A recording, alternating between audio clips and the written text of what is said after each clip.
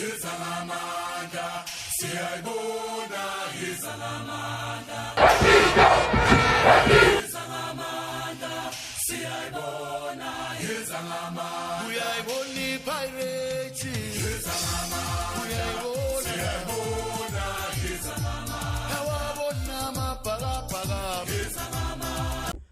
is the Big Daddy Football Corner, and if you haven't subscribed to the channel, subscribe. Ladies and gentlemen, welcome. And yeah, I'm back again doing the post-match tactical analysis for the match between Orlando Pirates and Sekhukhune United. Game played Esgodini Minzela and Sekhukhune United going on and collecting all 3 points, against Orlando Pirates. And yeah, I'm back again. Let's get into it. Just when I was trying to heal, from Orlando Pirates being putted out of the CAF Champions League, Orlando Pirates again goes again and lose a game against Sekhukhune. Once again, Orlando Pirates senior players letting the team down, just like they let the team down in the CAF Champions League. Because for me, how Orlando Pirates were booted out, against Pyramids was a result of senior players not showing up. When the likes of Bombogazi, played played their best, Borrele, Bonkota combining and getting the goals. At the back, you have senior players like Boklogi Bosmisi that needs to take responsibility, because Bohoto, that let the team down. Again, those same senior players, once again, they go ahead into this game.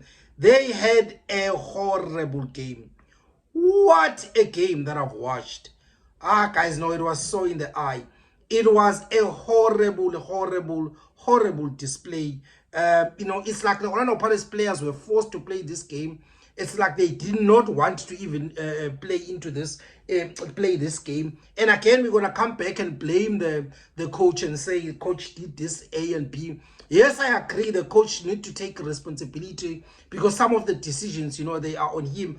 I also have a bone to pick, with Jose on some of the issues. One of them, him opting to stick to play his best 11 again instead of resting players. So if I've lost, Orlando Pirates lost this particular match playing Bo Madiba, Bo Ndlozi, Bo Radio Pane, Bo Zulu, Bo Nkota, in this game, I wouldn't have a problem, because if you look at it carefully, Orlando Pirates is gonna play 4 games in 11 games, counting this one, because they are playing on Wednesday, playing on Saturday, playing on Tuesday, playing the final once again, and there's no way in all these games you're gonna play the very same team.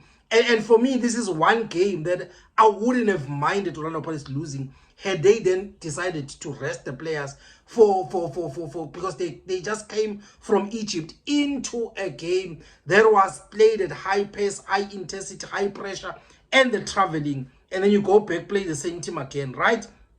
And yeah, Orlando Pirates was playing crap football, man. It was a disappointing night for Orlando Pirates, and for me, playing the young boys from DDC is much better, watching senior players making, errors and errors, in this particular game. I feel sorry for Orlando Pirates fans who bought the ticket and spent their last cent just to watch the players seemingly uninterested and just not showing up in this particular match. So for me, this match, in all honesty, it was a disappointment for me. Now, let's get into it.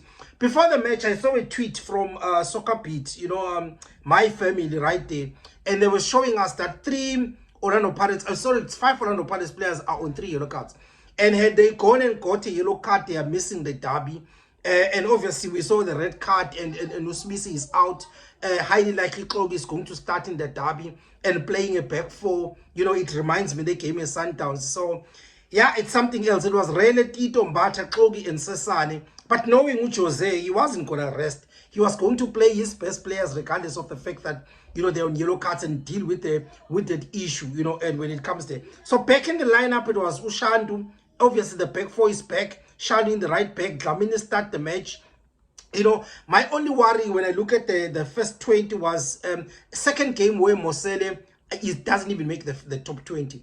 And I wonder what's going on with him, you know, because he was at a stage where he was ready to start games. And whenever he came in, he gave Orlando Pirates solidity to be able to lock out games. And I was just worried when I don't see him into that game, because he has the ability to close game. And that's why in Egypt I daily missed him, because there was a game that we needed the pivot to sit in front of the back three, you know, in that particular match, so that at least we are able to defend at least, and we could not. And that's a profile of a player, you know, that I felt that was needed into that game, right?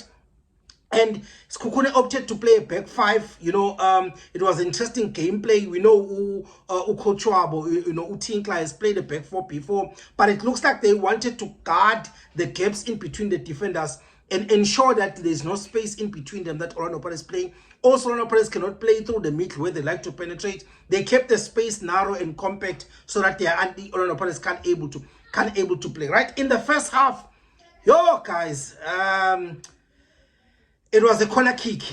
It was something, it was interesting, a variation that Orlando Pirates brought in this match, whereby they were doing a man marking inside the box, but then the goalkeeper is the one that was always going out, you know, to get the balls. And when he goes out, there was a player behind him that was guarding that post. But how he considered the goal also, and we will get into it in terms of, he did the very same thing that was the game plan. But then again, we know Gutsushayine is not such a great player when he needs to come out, especially in that kind of situation. He's not a player that is able to defend those kind of balls. But anyway, we'll get into that, right? But in the very first 5 minutes of the first half, it looks like Sekhukune's gameplay was to use and attack Orlando Pirates using their right hand side, where Udiano normally plays. It looks like they were looking to exploit the space that were left, you know, by Orlando Pirates right back when he attacks. I think there was a time where Smith got a yellow card because he was late into closing that particular space. That Orlando Pirates rest defense is always a talking point each and every game whenever Orlando Pirates plays a back four. And Sekhukhune deliberately had a couple of overloads that they kept on making on the side of Orlando Pirates on the right back side. And whenever they were in position, they were deliberately making those overloads on that side. I don't know if Orlando Pirates fans have noticed this. For me, I think Orlando Pirates lacks a profile of a midfielder that is not interested to get involved in the build-up phase of Orlando Pirates. Somebody who's a master into playing the second phase part of the of the game, right? Because one of the key reasons that Jose, in some games in the double pivot, he was playing Makgalwa ahead of Umbata. And yes, I understand that he's not one of the most technically gifted players that assist Orlando Pirates to able to play out seamlessly. But also the reason why he was moved in some games, because he was instrumental in winning the second balls whenever Orlando Pirates decide to play a long ball or a vertical pass, you know, or a diagonal pass, you know, or they were playing over the defensive line and then they defend. He was always picking up the second balls, you know, and that was why he was playing ahead. But right now, another player that I feel in that midfield is lacking is one that will have that profile. Also, one player as well that is obsessed into finding spaces in between the defensive line. A player that will always like to be free or free himself all the time, or look for space or a vacant space in between the lines or in front of the defensive line, and provide an option to progress play. For me, that is one profile of a player that I feel Orlando Pirates lacks, because all their build up, Orlando Pirates, Ulindo will always say, Ulindo Pepa will taboos. They always want to Udlamini will want to do that. Or Utito will want to do that. Umbata will want to. There is no one who says, play the build up, and I'm going to come, you know, in the second phase of the particular. I don't know whether Orlando Pirates wanting Ukwaiba is to close that gap. It's something that we're going to see. End of the first half. You know, I look at the score on the other side. Sundowns was 2 up, and Orlando Pirates is struggling to beat Sekhukhune, who wasn't at their greatest, if we can be honest. I think it was just a gameplay that frustrated Orlando Pirates. Orlando Pirates were hoofing and puffing, trying to break the stubborn Sekhukhune. A back five, uninspiring performance in my own view, very average. And for me, I thought it was going to be a draw. I was like, this game, I don't see Sekhukhune scoring, I don't see Orlando Pirates scoring, and I was like, this match is likely to go, end up finishing on a 0-0. For me, Orlando Pirates were just too flat for my liking in the first half, and it's a game that I thought that in the second half, the first two players that Jose was going to bring was Umabasa and Utito, because we needed somebody who's gonna finish, in the final third when those balls come in, or even play two strikers and bring Radio Pane, because this is one thing that Orlando Pirates sometimes we don't like doing, right? In the second half, I just sat and I watched two players, and I was like, no guys, enough is enough. For me, Orlando Pirates deserves a better striker than Evidence Makhubu. For me, guys, Evidence Makhubu, I don't hate him, but I don't think he's a striker. His work rate and his stamina is what Orlando Pirates is needed, but I don't think it's needed as a 9. I think it can be used in any other position besides being in that number 9 position. Please show me any game where he had a rocket of a shot that was on target, because all the time it's either he misses at the post, or he can't even take a shot, into that. That to me, I ask myself, why does Orlando Pirates deserve to have a striker that can't even take a decent shot on target? A striker that can't even trap the ball, guys. No. Playing 9 for a big club in Africa like Orlando Pirates, I would say probably playing a club that is number 4 in the entire continent, and playing Makhubu as a number 9. Guys, I'll never. For me, I need Makhubu to be part of the team, but not as a striker. Maybe you play him as a winger, or you play him behind the number 9. That's what. Second player, Dion Hoto. I'm tired of defending with Dion Hoto now. He is very, very technically poor. Even when he needs to make split decision seconds, because uyatatazela ne ball in his feet in crucial moments of the match. Yes, I love his high work rate. Yes, I love his discipline, but that can't save him anymore, ladies and gentlemen. I think Orlando Pirates need to have serious conversation, in next season about that, because I honestly think Orlando Pirates deserves a better technical player, a left-back player into that position. I think that in the league, guys, we can all go and look at the Sekhukhune left-back, Uvuyele Tlapa, go and look at Polokwane City left-back, Utlowenko. I honestly think that Orlando Pirates deserve a better left-back, which is technically sound, technically sound than Makhubu. Guys, I would rather lose playing Madiba, who's a left back, than to play a 34-year-old who's as technical poor as Hoto. I'm sorry, ladies and gentlemen. But the other thing that I noticed was the variation that Orlando Pirates on their lateral free kicks. If you remember the goal that they scored at a free kick at the old Peter Mokaba against SuperSport, where Dlamini made a run as if he's moving away from the ball, and then he came back and he crossed the ball.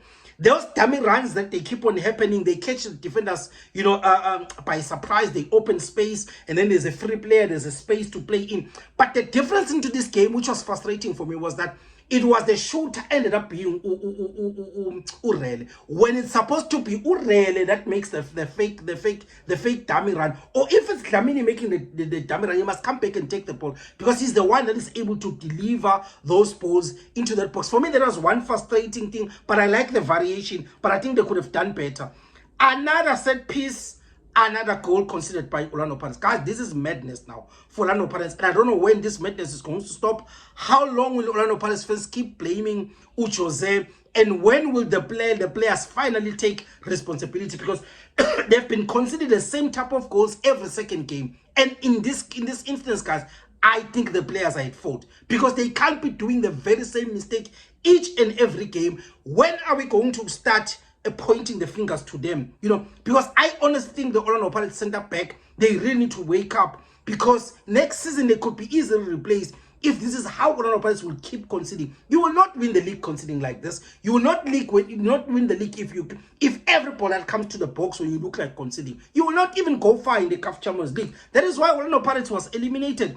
But I also blame Orlando Pirates how they recruit and also how they profile their center backs. Because if you look at Smisi, Ogi, Mbokazi, Sesane, same profile, short center back, not proficient, aerially, they have massive talent, but all of them, same profile. I think the tallest out of them all is Ukogu, who's at 1.84 into the. Then add the fact that you've got a goalkeeper that's short and that struggles to actually defend. That actually struggles, with balls played inside the box himself. Is one of his weaknesses. And then you bring in all 4 centre backs with the same profile.